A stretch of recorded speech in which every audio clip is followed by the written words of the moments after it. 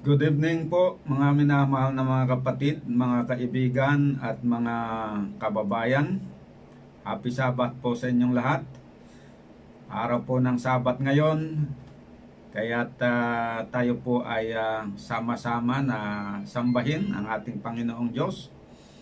At ngayong gabi ay magkakaroon po tayo ng special na pag-aaral o serbisyo. Yun pong ating ginagawa na Bible Study Series na ginagawa natin araw-araw ay medyo ipagpaliban po muna natin. Hindi po muna yon ang ating itutuloy, yung kagaya nung kagabi. Ngayon po, sa araw ng Sabat, ngayong gabi at saka bukas ng tanghali, ay magkakaroon po tayo ng special na pag-aaral. Imbitado po kayong lahat na makinig ngayon at sa bukas. Kaya aking binabati ang lahat sa inyo na nakikinig ngayong ating programa ngayong gabi, araw ng Sabat. At binabati ko rin ang ating mga listeners sa Facebook. Naka-live po tayo ngayon sa Facebook. Ngayon, sa ating pagpapatuloy, tayo po muna ay manalangin at ating isang guni sa Panginoon ang ating gagawin na pag-aaral. Dakilang Diyos sa kaitaasan po ng mga langit, sa araw po ng Sabat na ito, kami ay nagagalak na lumalapit sa inyo sapagkat binigyan nyo kami ng pagkakataon na makapag-aral muli ng inyong mga salita. Sumaamin nawa ang inyong presensya sa pamamagitan ng inyong banal na Espiritu. Gabayan niyo po kami at bigyan niyo kami ng makalangit na karunungan upang maintindihan namin ng lubusan ang mga katotohanan na aming pag-aaralan. Pagpatawad niyo rin po ang aming mga kasalanan at palakasin, gabayan at tulungan ang aming mga listeners. Protektahan niyo po ang bawat isa sa amin sa lahat ng mga sakit na lumalaganap dito sa mundo, lalo na itong COVID-19 na sakit. Protektahan niyo po kami nang sa ganun ay wala pong magkakasakit sa amin. At yung mga nagkakasakit po, aming idinadalangin na sila po ay inyong tulungan at pagalingin sa pamamagitan ng inyong kapangyarihan. At sa pamagitan nito ay maipadama ninyo ang inyong pag-ibig sa kanila. At nawa po ay mahikayat sila na tumingin sa inyo at kumilala sa inyo bilang kanilang Panginoon at tagapagligtas. Ito ang aking dalangin sa pangalan ng aming Panginoong Jesus. Amen.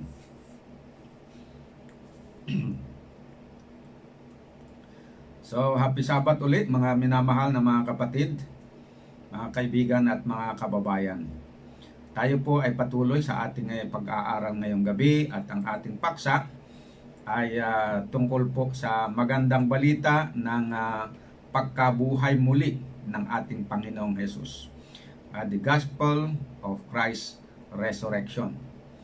Noong pong nakalipas na Sabado, nung isa pa na Sabado, ay tinalakay natin nung tanghali ng Sabado ang tungkol sa magandang balita ng kamatayan ni Jesus. Yan po ang ating pinaksa noon.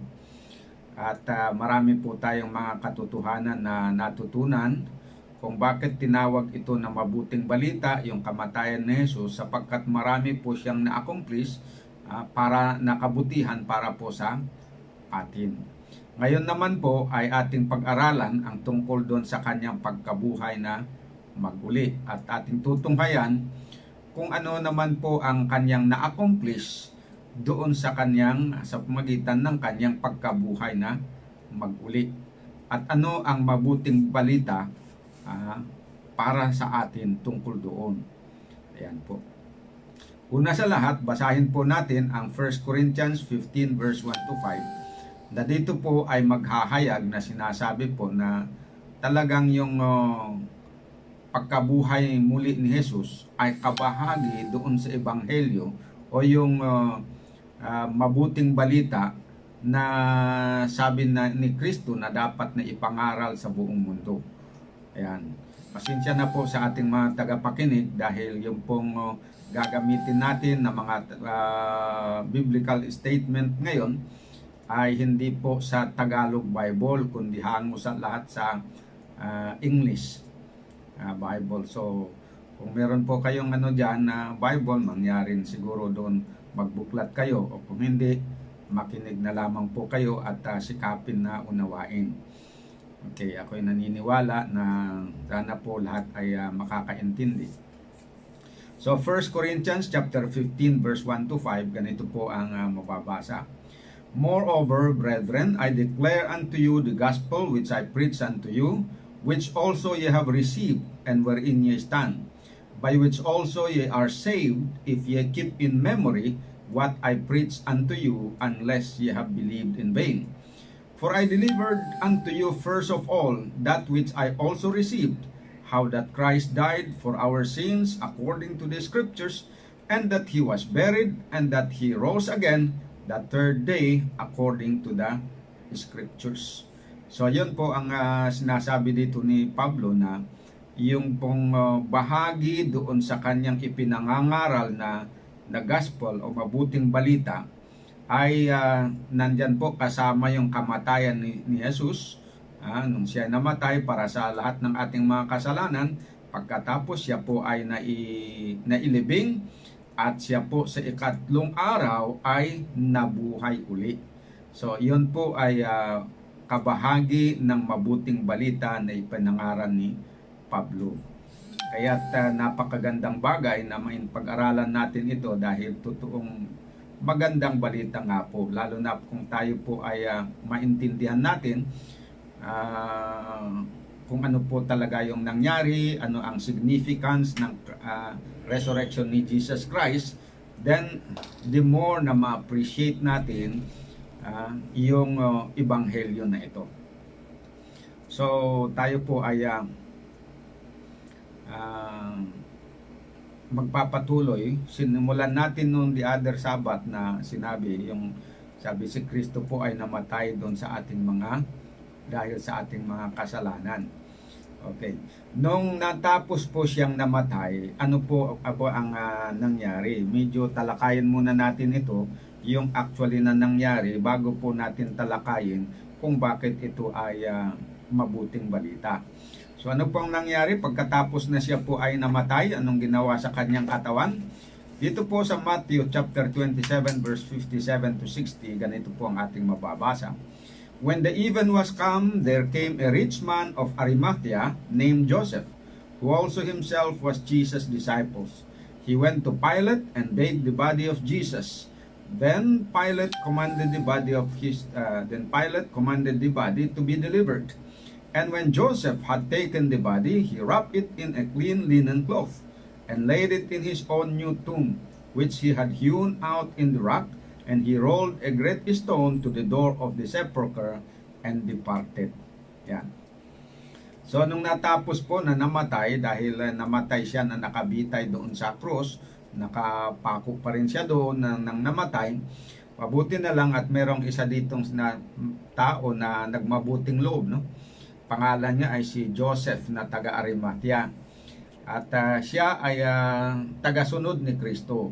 Kristiyano rin ito. So bilang paggalang, pagbibigay ng honor, pagbibigay ng paggalang doon sa kanyang master na si Jesus, siya po ay naglakas loob na lumapit doon sa governor si Pilate at hingiin na ililibing yung kanyang katawan o bigyan siya ng honorable burial.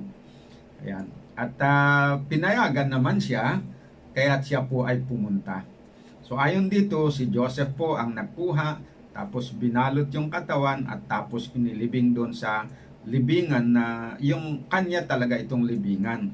Ibig sabihin siya ang nagpagawa nito, itong si Joseph of Arimathea. Anong araw po yun na nangyari, yung ng kamatayan at pagkalibing ni Jesus? Basahin natin ang Mark chapter 15 verse 42 and 43. And now when the even was come, because it was the preparation, that is the day before the Sabbath, Joseph of Arimathea, an honorable counselor, which also waited for the kingdom of God, came and went in boldly unto Pilate and craved the body of Jesus. So, ayon po dito, kailan po daw ginawa yung pagbaba sa katawan ni Jesus at paglibing? Ito po ay ginawa sa araw na ang tawag doon sa araw no yon ay preparation or day of preparation. Ayan. At yung day of preparation na yon ay yung araw bago yung Sabat. Okay. So dalawang araw ang binabanggit dito, yung preparation day at saka yung Sabbath day. So namatay si Jesus Christ sa preparation day at doon din siya nailibing bago dumating ang araw ng Sabat. Yun din ang sinasabi dito sa Luke chapter 23 verse 52 to 54. This man went unto Pilate and begged the body of Jesus, and he took it down and wrapped it in linen, and laid it in a sepulchre that was hewn in a stone, wherein never man before was laid. And that day was the preparation, and the Sabbath drew on. Ayan. So preparation day talaga yung pagkamatay ni Jesus at saka yung pagkalibing sa kanya habang papalapit yung araw ng Sabat. Actually, hindi lang pala si Joseph ang naglibing kay Jesus. Meron din isang tao na kilala na tumulong doon kay Joseph sa paglibing kay Jesus. Hindi binanggit dito sa report ni Matthew si Mark at saka si Lucas, pero dito sa John, sa aklat ni John ay binanggit kung sino yung tumulong. Basahin po natin. John 19 verse 38 to 42. And after this, Joseph of Arimathea, being a disciple of Jesus, but secretly for fear of the Jews, besought Pilate that he might take away the body of Jesus, and Pilate gave him leave. He came therefore and took the body of Jesus. And there came also Nicodemus, which at the first came to Jesus by night, and brought a mixture of myrrh and aloes, about 100 pound weight. Then took they the body of Jesus. Dito sabi, they took the body of Jesus. Yung sa report ng ibang disciple, sabi, he, ibig sabihin si Joseph lang. Pero dito pala ay magkatulong. Nagtulungan itong si Joseph at saka si Nicodemus. So yun po yung essence dito. They took the body of Jesus and wound it in linen cloth with the spices, as the manner of the Jews is to bury. Yan. And tapos, now in the place where he was crucified, there was a garden, and in the garden a new sepulchre, wherein was never man yet laid. There laid they Jesus, therefore, because of the Jews' preparation day, for the sepulchre was nigh at hand. So natapos nila yon na ilibing si Jesus Christ bago pa lumubog ang araw na para sa pagdating ng Sabat. Okay. Alam niyo ba kung anong araw itong tinatawag na preparation day sa Bible?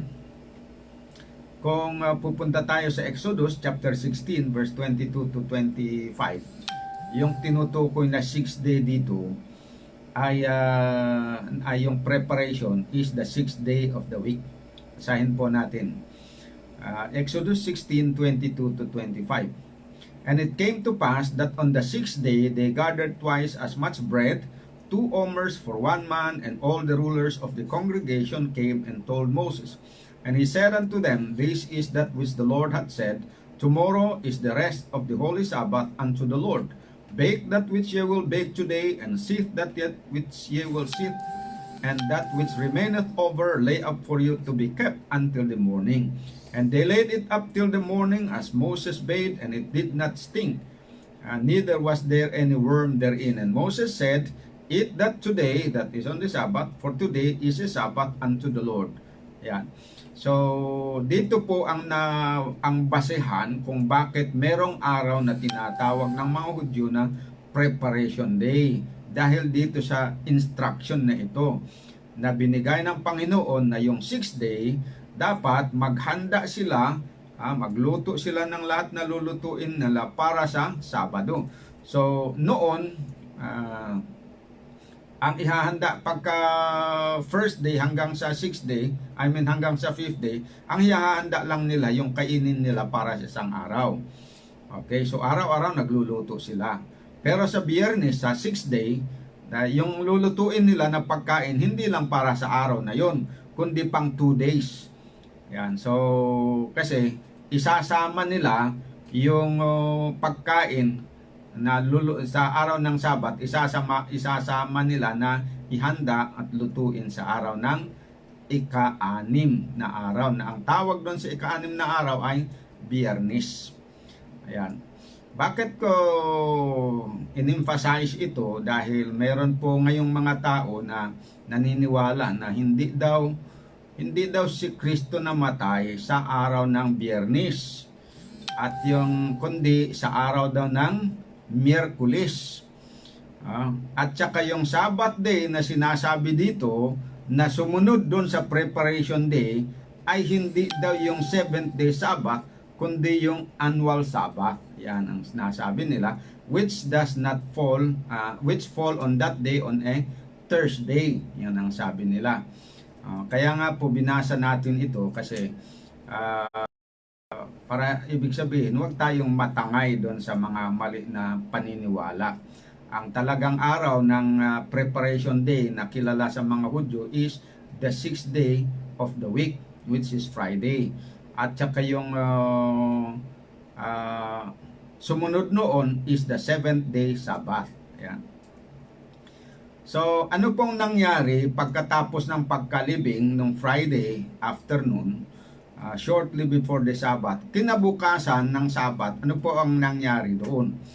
May nangyari po dito na ginawa ng mga Hudyo. Basahin po natin sa John 19 verse 31 to 33.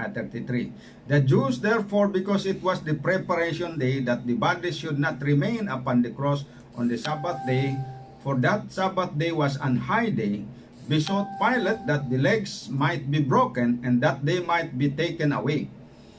Then came the soldiers and break the legs of the first and of the other which was crucified with him. Okay, so dito pala ang yung araw ng Sabat na yon na sumunod doon sa Friday.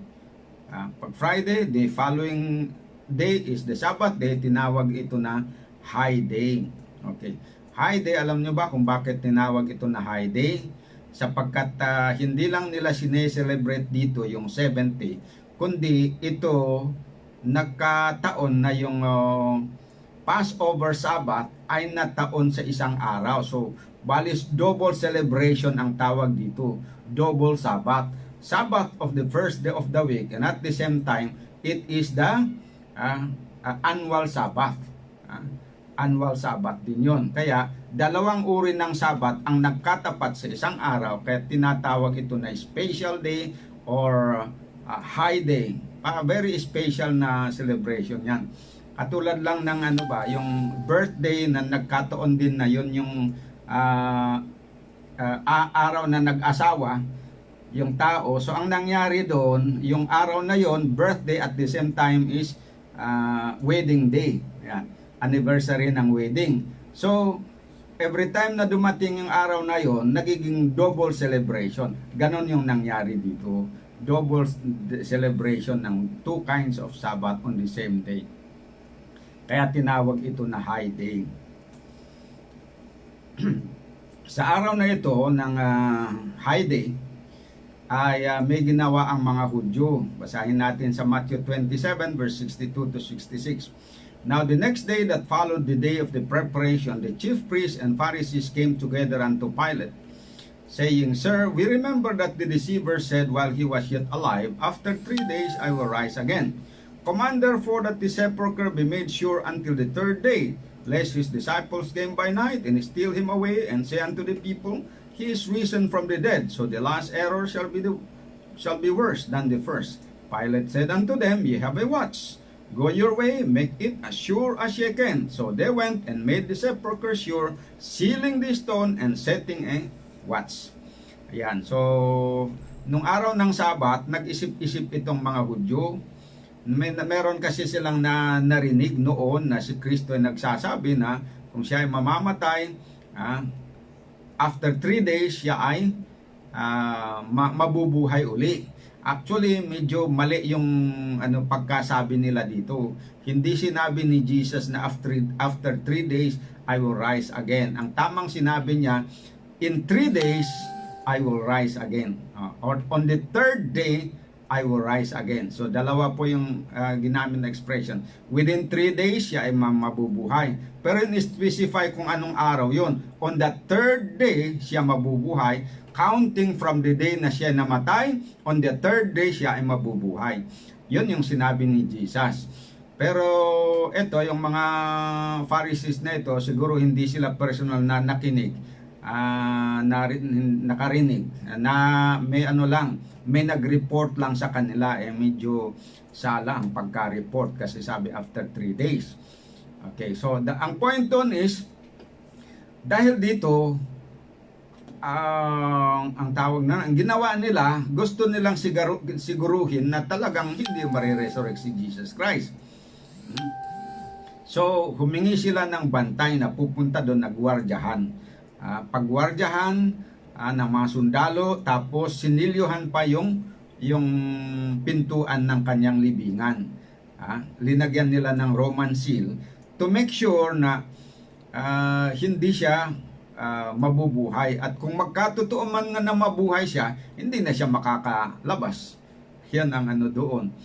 So, yan ang nangyari. Pero ang tanong, yung bang ginawa nila na pinabantayan nila ng maraming sundalo at saka sinilyuhan yung kanyang libingan, nakahadlang ba yon para siya ay hindi talaga ma-resurrect? Hindi po mga kapatid. Kung babasahin natin ang pangyayari ayon sa Luke 24 verse 1 to 7, nabuhay pa rin siya at walang binatbat yung Roman seal na ginawa nila. Sabi dito, Now upon the first day of the week, very early in the morning, they came unto the sepulchre, bringing the spices which they had prepared, and certain others with them. And they found the stone rolled away from the sepulchre. And they entered in and found not the body of the Lord Jesus. And it came to pass, as they were much perplexed thereabout, behold, 2 men stood by them in shining garments. And as they were afraid, and bowed down their faces to the earth, they said unto them, Why seek ye the living among the dead? He is not here, but is risen. Remember how he spake unto you when he was yet in Galilee, saying, The Son of Man must be delivered into the hands of sinful men, and be crucified, and the 3rd day rise again. So yung declaration dito ng angels, tama. Kasi sabi nila na sinabi nga ni Jesus na he will be delivered into the hands of sinful men and be crucified, and the 3rd day rise again. So mali yung report doon sa mga Pharisees na after 3 days. Ito ang tama yung sinabi ng anghel. On the 3rd day siya mabubuhay. Natupad daw doon. Yon dito sa araw ng linggo na ito. Kasi nabuhay nga siya.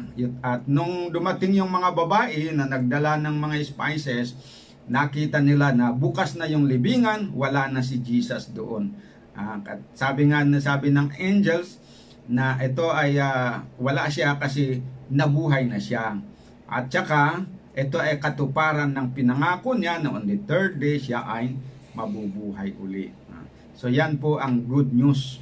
Kaya tamang-tama po yung sinasabi ni 1 Corinthians 15, 1 to 4 na talagang good news na si Jesus ay namatay para sa ating mga kasalanan, bagamat siya inilibing, pero sa ikatlong araw siya po ay nabuhay. That is good news. Kaya ngayon, Dadako na naman tayo sa isa bago natin talakayin bakit good news. Eto muna, another information tungkol sa kanyang pagkabuhay. Ayon sa mga apostol, sino daw po ang bumuhay kay Kristo, yung katawan ni Jesus Christ na namatay? Ayon sa Acts 2 verse 23 and 24, Jesus being delivered by the determinate counsel and foreknowledge of God, ye have taken and by wicked hands have crucified and slain, whom God hath raised up, having loosed the pains of death, because it was not possible that he should be ordained of it. So ang sabi dito, sino daw ang nagbuhay uli kay Jesus? Ang Diyos. Ang tinutukoy dito ay ang Diyos Ama. Okay, sa verse 32, this Jesus hath God raised, whereof we all are witnesses. Ayan, sa chapter 3 verse 15, and killed the Prince of Life, whom God hath raised from the dead, whereof we are witnesses. Yan. So pinapatunayan ng mga alagad na yung Diyos Ama, siya ang bumuhay doon sa katawan ni Jesus nung siya ay namatay. Yan. And then ang tanong dito, siya lang ba ang bumuhay talaga doon sa katawan ni Jesus, o may bahagi din si Jesus dito sa pagka-resurrect niya? May naitulong ba kaya o may bahagi na ginawa ni Jesus? Tandaan po natin na nung buhay pa si Jesus, sabi niya doon sa John chapter 2 verse 19 to 22, Jesus answered and said unto them, destroy this temple, and in 3 days I will raise it up. Then said the Jews, 46 years was this temple in building, and wilt thou rear it up in 3 days? But he spake of the temple of his body. So, yung sinabi ni Jesus, so doon sa mga tao na sabi niya, destroy this temple, and in 3 days I will raise it up. Akala ng mga Hudyo, ang temple na tinutukoy niya ay yung temple doon sa Jerusalem na building. Pero nagkamali sila ng unawa. Sabi ng mga alagad, hindi pala yon ang kanyang tinutukoy na temple, kundi yung kanyang katawan. Ang ibig niyang sabihin, sirain nyo itong templo na ito, ang aking katawan, at in 3 days, I will raise it up. Sino daw ang mag-raise? Sino ang magbuhay uli? Siya. Yan. Hindi niya sinabi na Ama. Siya daw ang magre-raise. At siya nagsabi na meron siyang kapangyarihan na mag-resurrect sa kanyang katawan. Doon sa John 10 verse 17 and 18. Therefore doth my Father love me, because I lay down my life, that I might take it again. No man taketh it from me, but I lay it down of myself. I have power to lay it down, and I have power to take it again. And this commandment have I received of my Father. So ang ibig sabihin, pagdating doon sa resurrection ni Jesus, hindi lang gawain ng Ama, kundi gawain din yan ng anak. Tulad lang sa creation, the creation was not only the work of the Father, but also of the Son. Ngayon, ang tanong, paano yun naman yung Holy Spirit? May bahagi din ba ang Holy Spirit doon sa pagka-resurrect ng katawan ni Jesus? Kung tayo naniniwala sa Biblia, ay masasabi natin na meron ding bahagi. Bakit po? Dahil meron tayong mababasa dito sa 1 Peter 3:18 na sinasabi ng ganito, for Christ also hath once suffered for sins, the just for the unjust, that he might bring us to God, being put to death in the flesh, but quickened by the Spirit. So ano po ang ibig sabihin nun? Siya daw po ay pinatay ayon sa laman, subalit siya ay binuhay sa pamamagitan ng Espiritu. Yan po ay pagka-translate dito sa Tagalog, sabi, pinatay siya sa laman, ngunit binuhay siya sa pamamagitan ng Espiritu. So yung pagbuhay pala ng Ama kay Jesus ay hindi diretsong siya, kundi ginamit niya yung Holy Spirit.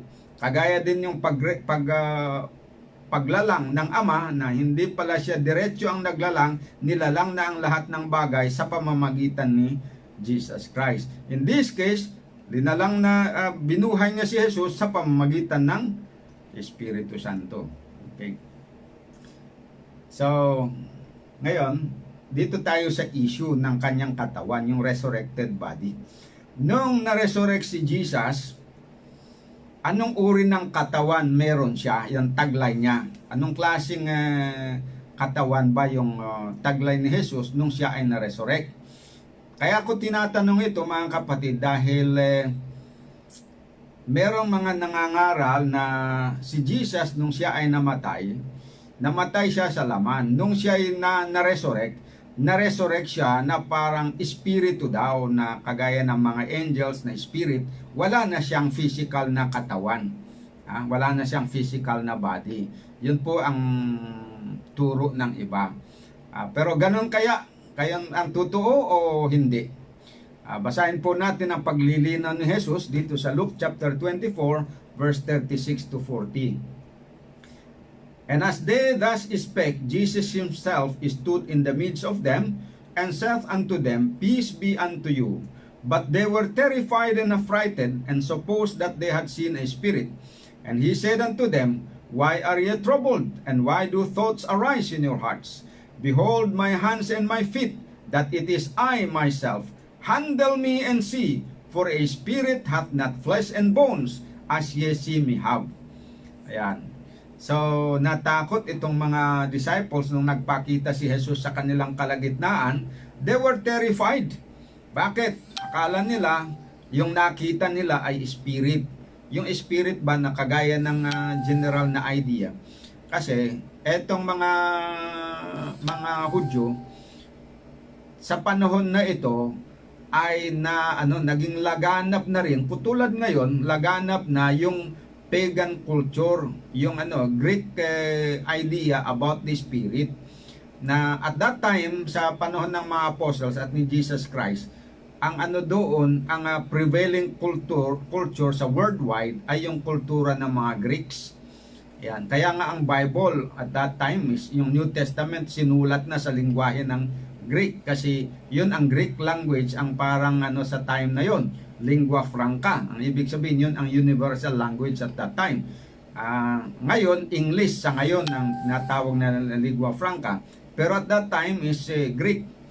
At uso sa kanila yung yung spirit na yung hindi nakikita, yung kagaya ng alam natin din ngayon na sabi ng mga tao na ang tao ay meron siyang espiritu na hindi nakikita at hindi namamatay at nagpapakita sa mga tao. So, itong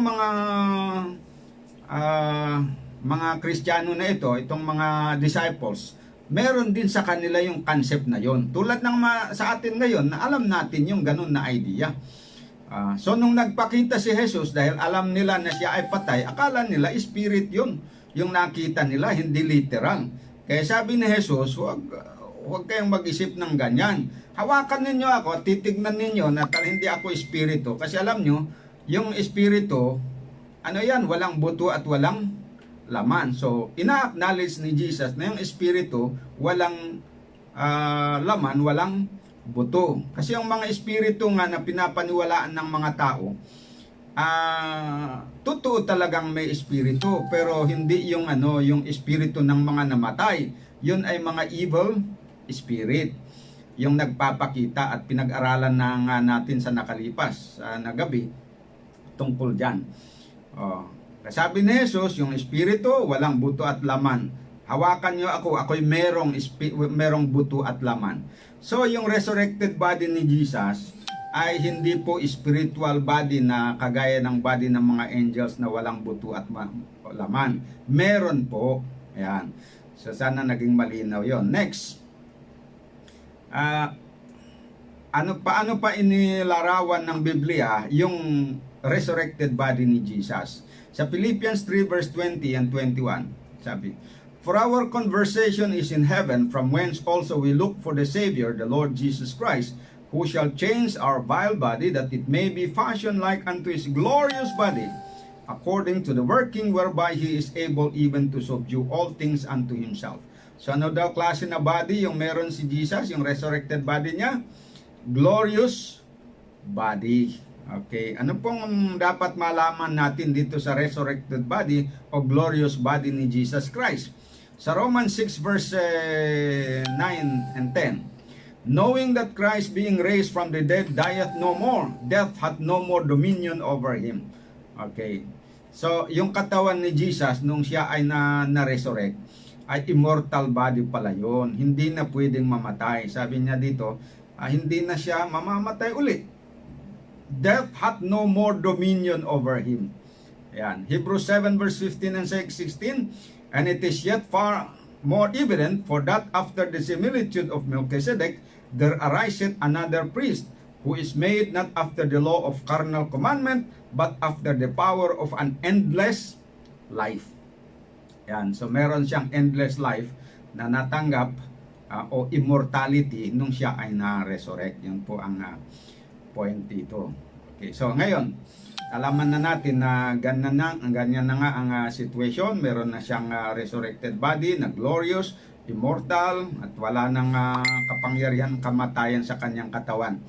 At wala nang end. Endless na talaga yung kanyang buhay. So ang tanong, bakit yung resurrection ni Jesus Christ with an immortal body good news para sa atin? Yan ngayon. Bakit good news yon? Ano namang kinalaman para sa atin yon? Meron bang meron bang kaugnayan yon sa atin na kabutihan o wala? Malaki po ang kaugnayan nito sa atin. Kung maintindihan natin kung bakit ito good news, ay siguradong ma-appreciate po natin. Okay, una, the resurrection of Jesus proves that the court of heaven has recognized that the obedience of Christ has fully satisfied the condition of eternal life, which is perfect obedience to the law, and has approved the awarding of eternal life to the human race. O, ano po ang punto dito? Anong tinutukoy ko dito?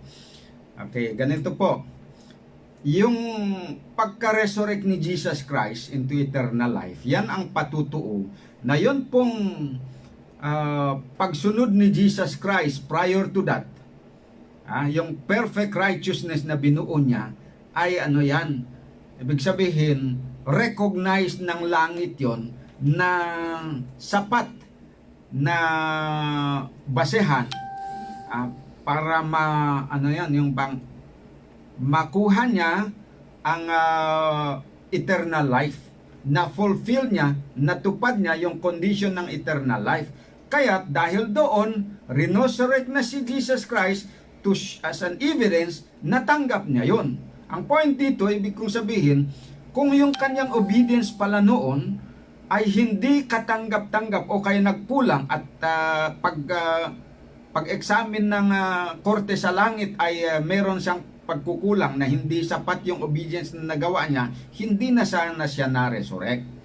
Pero dahil sa nakita nila na siya ay yung obedience niya ay perfect, it satisfied fully the demand of the law, therefore it was declared as sufficient yung kanyang righteousness to have earned eternal life.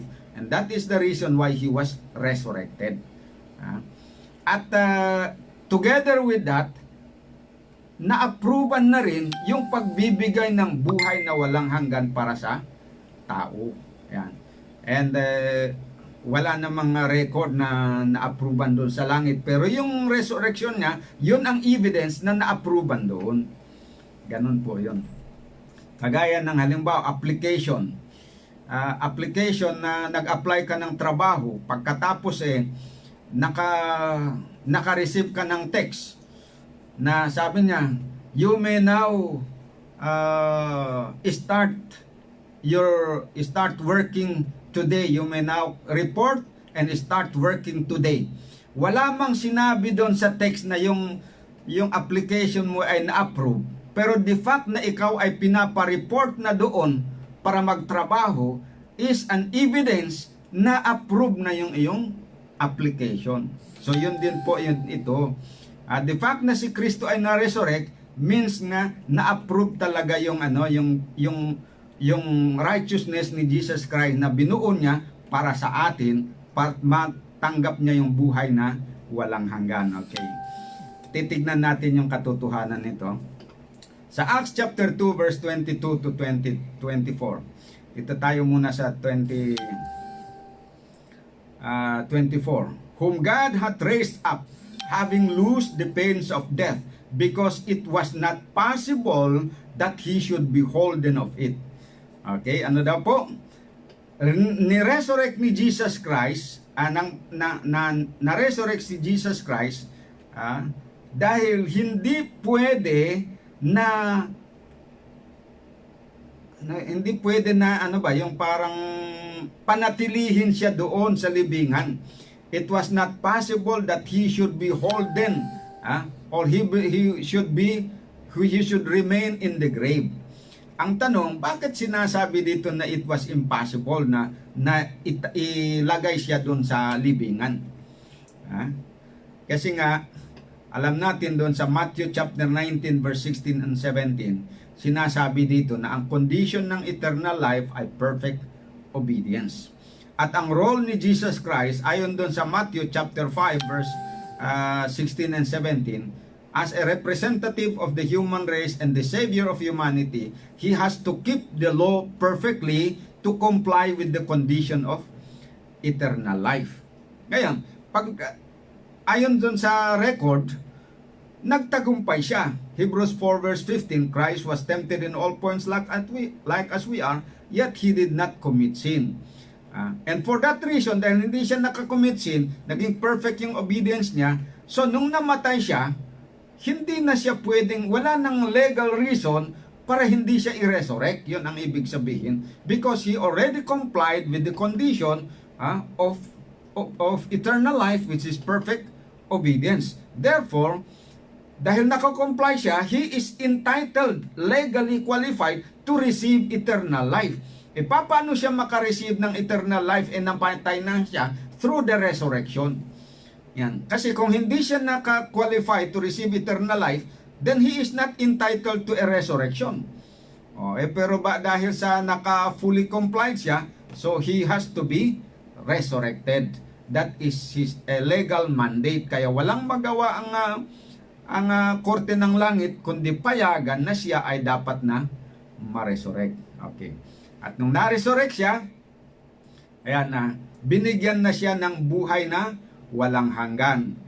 Tandaan natin yung buhay ni Jesus Christ, yung human life ni Christ, nung siya na ipanganak, was a mortal life. Pero yung buhay niya at the resurrection was an immortal life or eternal life yun. Ang magandang balita dito mga kapatid, yung tinanggap niya na buhay, which he earned by his perfect obedience, was not only for himself but for all men. Kasi sabi ng 1 John 5 verse 11, for this is the record that God hath given us eternal life, and this life is in His Son Jesus Christ. So yan po mga kapatid ang katotohanan dyan. So yung eternal life na binigay ng Ama doon kay Jesus Christ was not only for Him but for all. Kasi si Kristo yung tumatayo na tagapagligtas ng lahat. So yung tinanggap niya na buhay na walang hanggan belongs to humanity. And that immortality, that eternal life belong to us. Ayan po ang patutuon niyan. Okay. Kaya napakaganda yon, napakaganda, di ba? Kaya sino man na sumampalataya sa Kanya ay pangangakuhan siya ng buhay na walang hanggan. And at the right time, they will receive. At Christ's second coming, yung buhay na walang hanggan na tinanggap niya sa kanyang sarili ay ibibigay din niya para doon sa lahat na nanampalataya sa Kanya. Yan po ang sinasabi ng 1 Corinthians 15 verse 51 to 53. Na pati yung mga namatay, they will be raised incorruptible, and the living will be changed in a twinkling of an eye, so that mortality will receive immortality. Ayan mga kapatid. At yon ang dahilan kung bakit isinulat ni Apostle John ang kanyang first letter. Yung first letter of John was written for the very purpose of informing us that we have eternal life. We have received eternal life. God has given us eternal life, but this life is in Jesus Christ. Basahin po natin. Sabi dito, He that hath the Son hath life, and he that hath not the Son of God hath not life. These things have I written unto you, that believe on the name of the Son of God, that ye may know that ye have eternal life. So bakit isinulat niya itong letter na ito? Just to let us know that we have eternal life. Pero wag nating isipin na we have it already as an actual possession. No. Ang sabi dit ng verse 11, yung binigay na buhay na walang hanggan na para sa atin ay nandoon na kay Jesus Christ. Hindi niya diniretso sa atin. Yan. Kaya kung makukuha natin yung buhay na walang hanggan kung nasa atin si Jesus Christ. So lahat ng nanampalataya kay Kristo ay meron na siyang buhay na walang hanggan. Pero actual na makukuha pagdating ni Jesus Christ. Yan po ang yung good news doon. At yamang ang eternal life ay binigay na sa atin at nasa kamay na ni Jesus Christ. Ano ngayon ang part ng bawat isa? Okay, sa Bible Echo, September 24, 1900, paragraph 5, ganito ang sabi. The hope set before us, what is it? The hope of eternal life. Nothing short of this will satisfy the Redeemer, and it is our part to lay hold of this hope by living faith. Yan. Ano daw po ang gagawin natin? Ano ang part natin? Is panghawakan natin yon. Tanggapin natin yung buhay na yon, yung eternal life, through faith. Yan. We shall be partakers with Him in the glory which will be His. For His merits have purchased forgiveness and immortality for every sinful perishing soul of men. Binili pala niya yung immortality na yon para sa lahat sa atin. Para sa atin lahat. Kaya kung tayo po ay tanggapin natin si Jesus Christ, then we have immortality. Okay. So yan po yung una na reason kung bakit na good news yung resurrection ni Jesus. Kasi yun yung magpapakita na approve na yung pagbibigay sa atin ng eternal life. Na yung binili ni Jesus Christ through His righteousness. Ngayon, ang pangalawa, the resurrection of Christ is good news because it proves that the court of heaven has recognized that the death of Christ has satisfied the full atonement demanded by the law from our guilty race, that justice was fully satisfied, and the legal justification of the human race that was purchased by Christ with His own blood was awarded representative of all men. So yan po. Yung na-discuss natin kanina ay yun lang pong yung tungkol doon sa nagawa ng kanyang righteousness. Dito naman tandaan natin na hindi lang yun ang ginawa niya. Si Kristo namatay para sa ating kasalanan. At yung resurrection ni Jesus Christ, yun ang magpapatunay na yung sacrifice na ibinigay ni Jesus, yung dugo niya na i-offer niya para sa kapatawaran ng lahat ng mga tao, ay na-approve na rin ng langit. So dalawa pala yung ginawa niya. Tinupad niya yung kautusan para sa atin, at saka namatay para mabayaran niya lahat ng kasalanan natin. Yung resurrection ni Jesus Christ, yun ang nagpapatutuo na yung righteousness of Christ na ginawa niya ay inapprove ng langit, at saka yung kamatayan niya ay na-approve din ng langit na sapat para mamente na mabayaran ang kasalanan natin na lahat. Dahil kung yung offering na ay rejected, ay hindi din siya pwedeng ma-resurrect.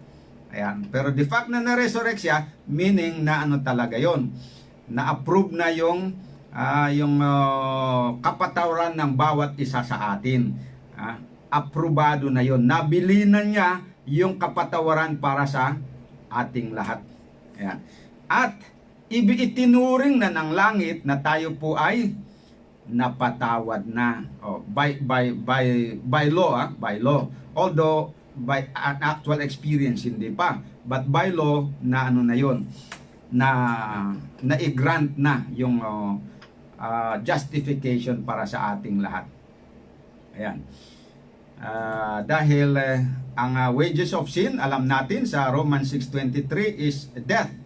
At ang law of sin, sinasabi sa Hebrews 9:22, without shedding of blood there is no remission. Pero dahil ayon sa Matthew 26:28, Christ has shed His blood for the remission of our sin. Therefore, sigurado na yun. Yun ang yung kapatawaran ng ating mga kasalanan. At yung pagka-resurrect ni Jesus, yun po ang magpapatunay na na-approve na nga yun, yung pagpapatawad sa atin. Okay. Ayan po ang totoo niyan. Kaya, at bakit na-approve? Kasi ayon sa Numbers 28, 3, 9, and 11, yung sacrifice to be approved, dapat without spot yung animal na maisasacrifice. So, meaning to say, pinapahiwatig dahil yung animal sacrifice noon, kumakatawan kay Jesus Christ, kailangan na si Jesus Christ without spot din. Perfect din siya, pure. Okay. So, nung ini-offer ni Kristo yung kanyang sarili, kung hindi siya pure, His offering should have been rejected. Pero, the fact na siya ay na-resurrect means na pure talaga yung yung kanyang sacrifice, and it was accepted. Yan. Kaya nga, nung sumulat si Pablo, pinatutunayan niya na talagang without spot na nga yung offering ni Jesus Christ na katawan niya. Basahin natin, Hebrews 9, verse 13 and 14. For if the blood of bulls and of goats and of the ashes of an heifer sprinkling the unclean sanctifieth to the purifying of the flesh, how much more shall the blood of Christ, who through the eternal Spirit offered Himself without spot to God. Yan. So, dahil without spot talaga yung offering ni Jesus Christ, that was approved and recognized by heaven as without spot. Therefore, He was qualified to be resurrected. And His resurrection proves that our forgiveness is 100% sure. Yan po mga kapatid. Kaya mababasa natin dito na Signs of the Times, November 24, 1890, the price paid for His redemption revealed to him the value of his soul. The Son of God had to die for the sins that Paul had committed. The blood shed on the cross was for him, to save him from eternal ruin. It was through the blood of Christ that he had redemption, even the forgiveness of sins.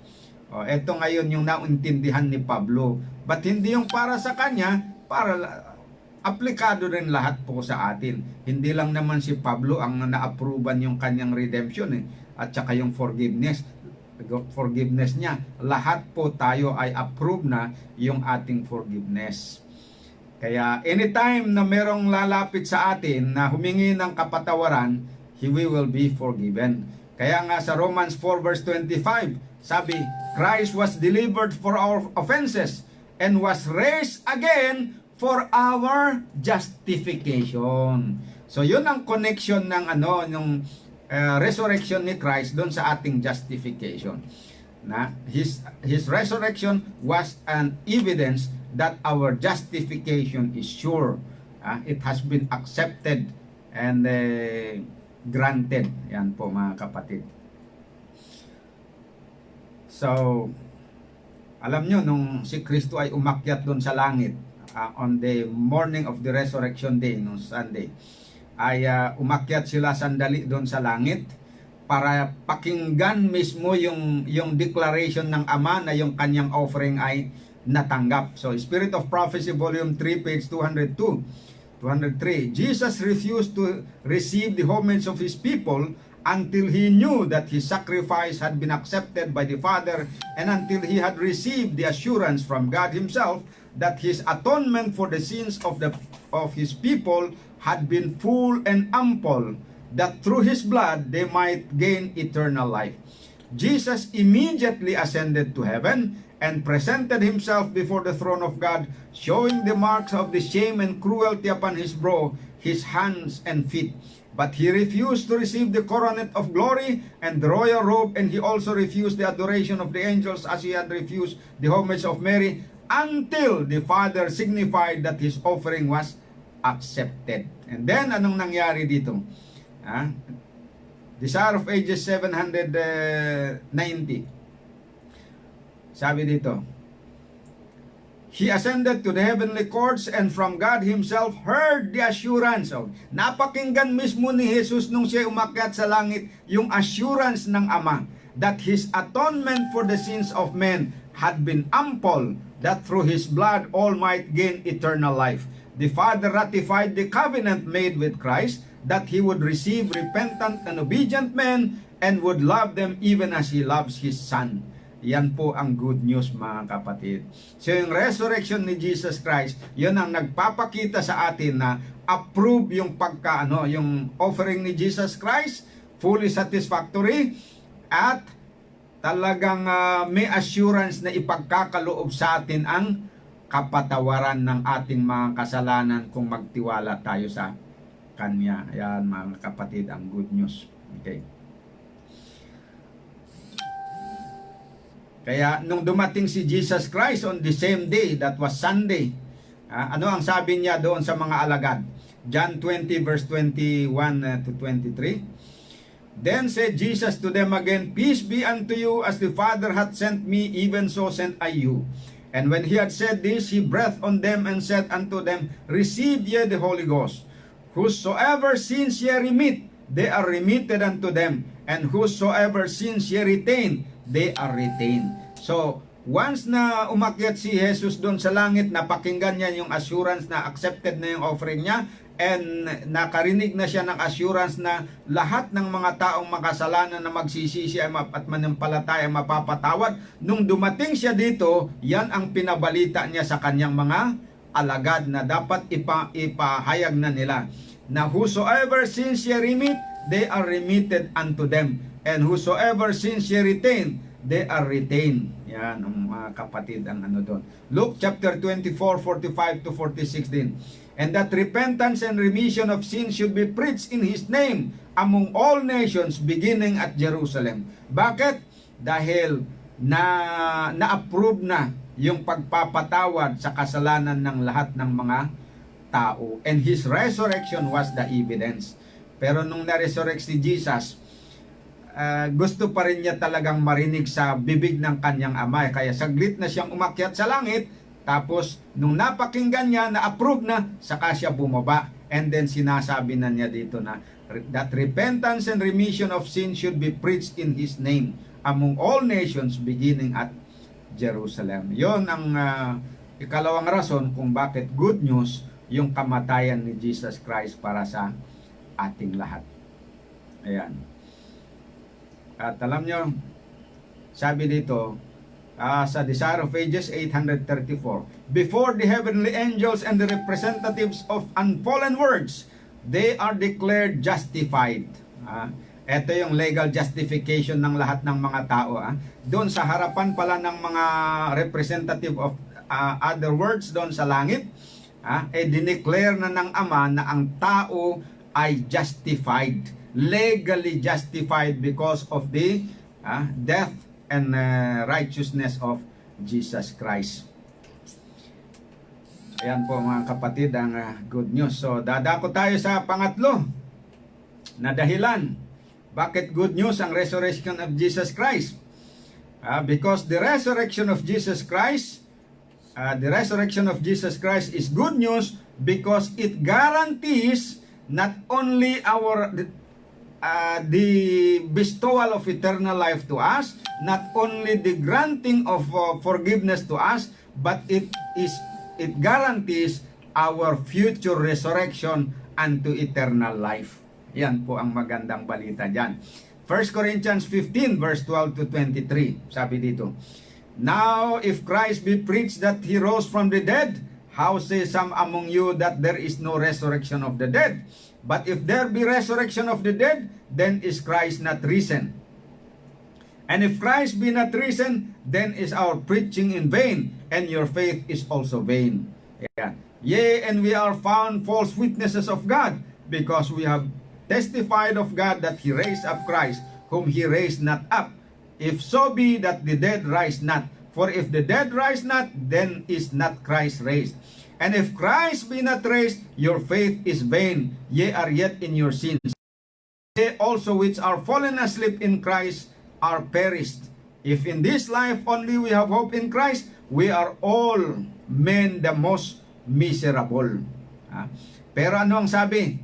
Dahil na-resurrect naman si Jesus, ibig sabihin kung si Jesus hindi na-resurrect, we have no hope of being resurrected. At ang pananampalataya natin useless lang. Walang mapapatawad sa atin. At wala ding mare-resurrect sa atin kung mamatay tayo. Pero dahil si Jesus ay na-resurrect, anong sabi dito sa verse 21-22? For since by man came death, by man came also the resurrection of the dead. For as in Adam all die, even so in Christ shall all be made alive. Yan po ang good news. So the resurrection of Christ was a guarantee of our resurrection also kung tayo ay nanampalataya. 1 Corinthians 6:14, and God hath both raised up the Lord and will also raise us up by His own power. 1 Corinthians 4 verse 14, knowing that He will raise up the Lord Jesus shall raise up us by Jesus and shall present us with you. Ayan, yan po mga kapatid ang good news. The resurrection of Jesus Christ guarantees our resurrection to eternal life. Mamatay, sigurado yan 100% na tayo ay mare-resurrect. Bakit? The guarantee is where? Where is the guarantee? The resurrection of Jesus Christ.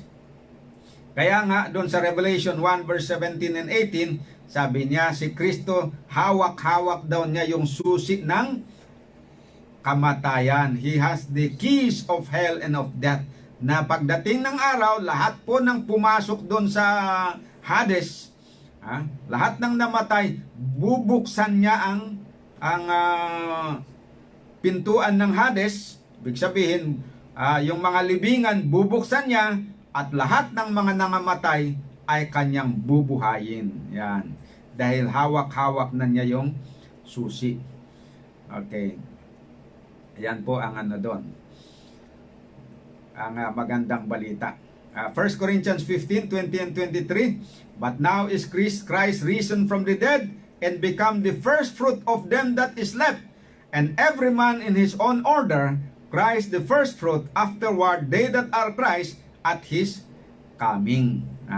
So si Jesus Christ, nagsilbi pala siya na first fruit. Siya ang na-resurrect na una to eternal life. Tapos lahat ng mga nanampalataya sa Kanya, mare-resurrect at His second coming.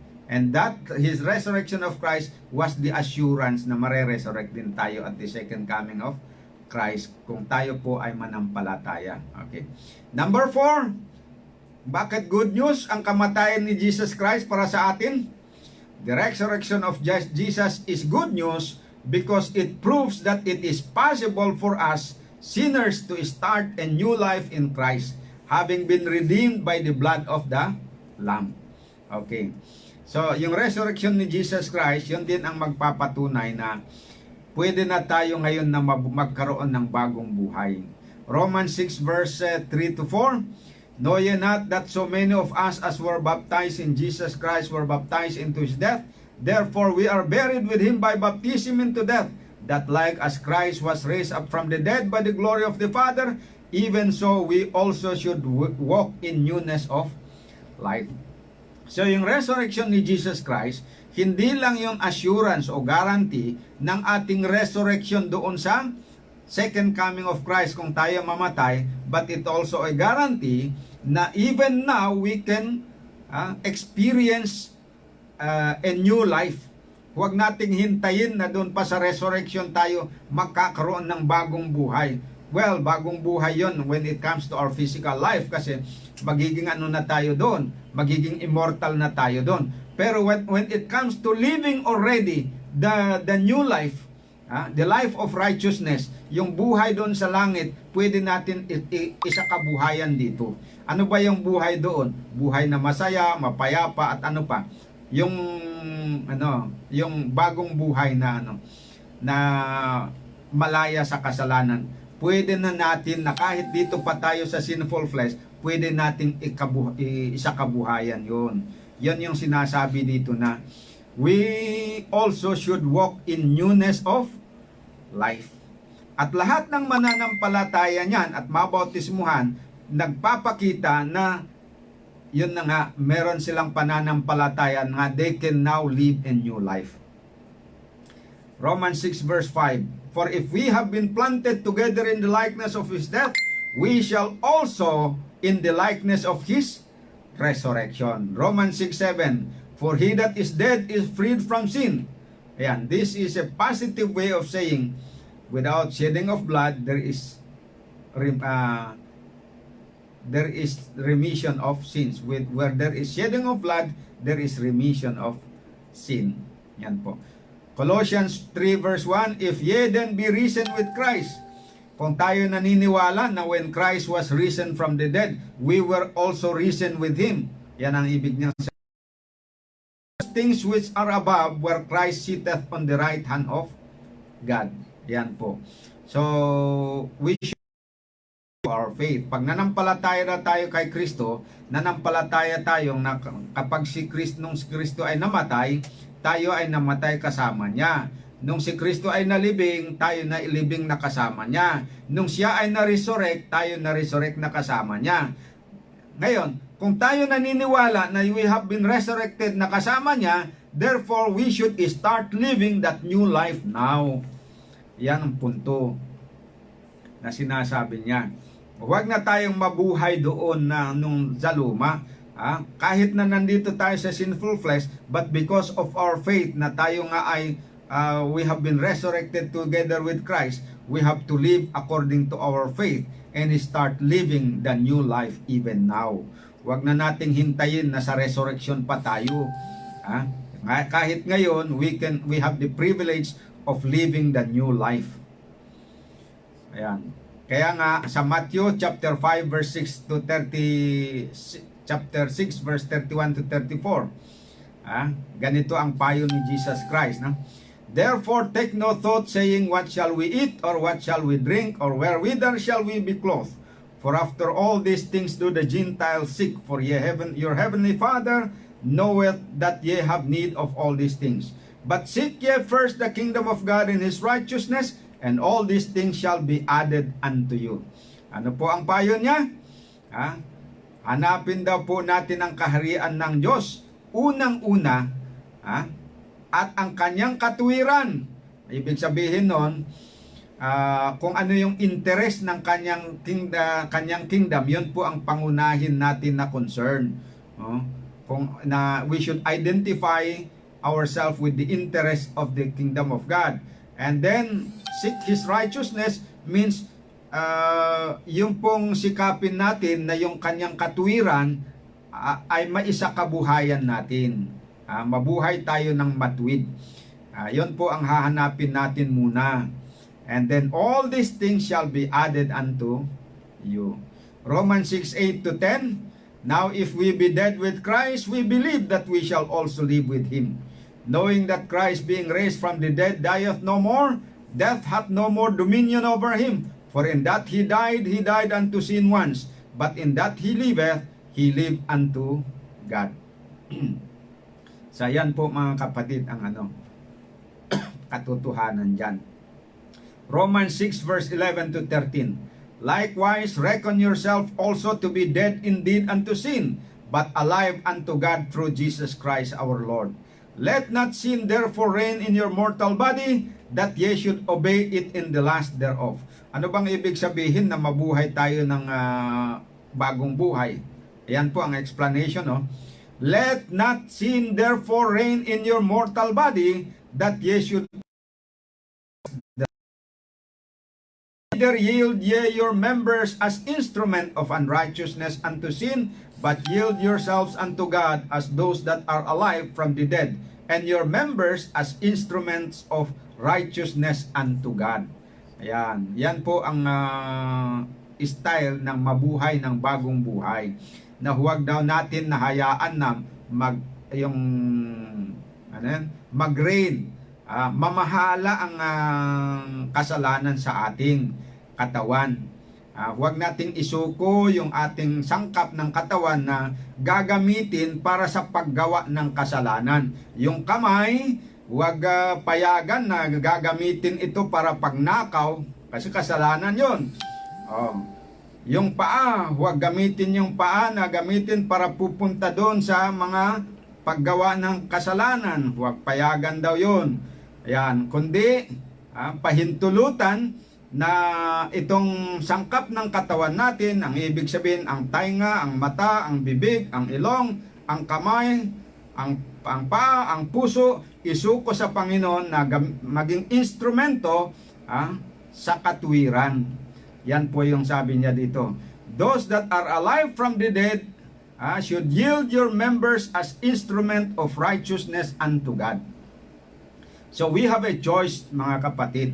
That choice is to reckon ourselves to be dead indeed unto sin, but alive unto God. Yan. And we can choose to let not sin reign in our mortal bodies, so that we need not obey the lust of our flesh. We can choose not to yield our body parts as instrument to commit sin. We can choose to yield our body parts as instrument to do righteous works for the glory of God.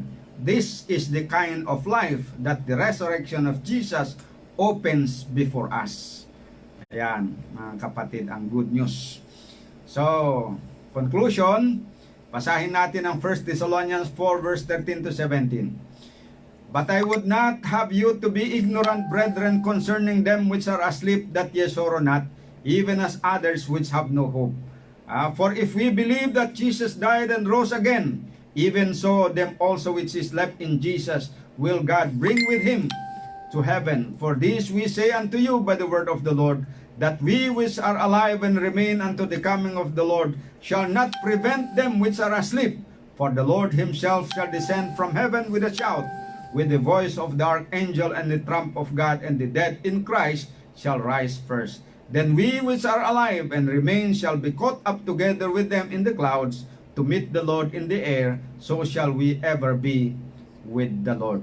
Yan po, mga kapatid, ang pag-asa natin. At bakit tayo nagkaroon ng pag-asa na ganito? Na umaasa tayo na pagdating ni Jesus Christ, kung tayo ay nadatnan na patay, ay bubuhayan tayo. At kung tayo po ay nadatnan na buhay, ay kukunin tayo at sasalubong tayo doon sa alapaap sa Kanya.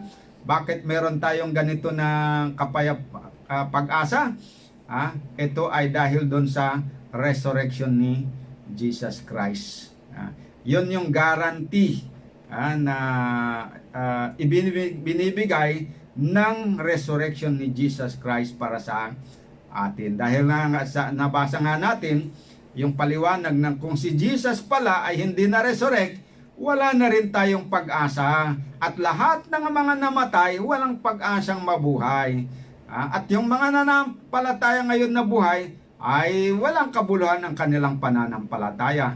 Pero dahil namatay si Jesus Christ at siya, kaya't yung pag-asa natin ay hindi masasabing useless o walang kabuluhan, kundi makabuluhan yan. At yung mga sakripisyo natin ay makabuluhan. At yung pag-asa natin ng buhay na walang hanggan ay 100% sure. Yan po, mga kapatid. So sana po ay walang mawawalan ng pag-asa sa aking mga kapatid na nananampalataya na. Panghawakan po natin ang ating pananampalataya at huwag tayong manglupaypay. Ano man po ang mangyari, panghawakan natin ang ating pag-asa. Mamantay man tayo sa kamay ng Panginoon. Mamatay man tayo dahil sa sakit o anumang dahilan ng ating ikamatay, ay nariyan ang pag-asa natin na tayo po ay mabubuhay muli. Kaya sa mga kapatid, mga kababayan, mga kamag-anak na nakakarinig dito sa mensahe na ito, kung hindi pa po kayo nanampalataya, panahon na po, mga kapatid, na kayo po ay sumampalataya. At aking hinahamon kayong lahat, aking mga sakop ng aking pamilya, mga kamag-anak ko, mga kaibigan ko, mga kapwa kababayan ko, na nakakarinig dito sa mensahe, sumampalataya na po tayo kay Panginoong Hesus. Ipakita natin ang ating pananampalataya sa magitan ng ating gawa. At nang sa ganun ay magkaroon tayo ng tunay na pag-asa ng buhay na walang hanggan. Mamatay man tayo, mareresurrect pa rin tayo pagdating ni Jesus Christ. Okay, maraming salamat po sa inyong pakikinig. Atin pong i-close ang ating study ngayong gabi sa pamamagitan ng panalangin. Dakilang Diyos sa kaitaasan ng mga langit, kami po ay nagpapasalamat sa inyo sa mensahe ng aming napakinggan. Napakaganda po ang pabalita ng ang implication pala ng resurrection ni Jesus Christ, sapagkat ito ang nagbibigay na sa atin ng amin ng assurance na kami ay magkakaroon ng buhay na walang hanggan dahil sa kamatayan, righteousness in Christ. Kami po ay mapapatawad ng lubusan dahil sa kanyang kamatayan, at kami po ay mabubuhay na maguli dahil sa kanyang resurrection. Isulat po nawat ikintal sa puso ng bawat isa sa amin ang katotohanan na ito, at naway magkaroon kami ng ganitong ang pag-asa. Itong aking dalangin sa pangalan ng Panginoong Jesus. Amen. Good night, happy sleeping, happy resting. God bless you all.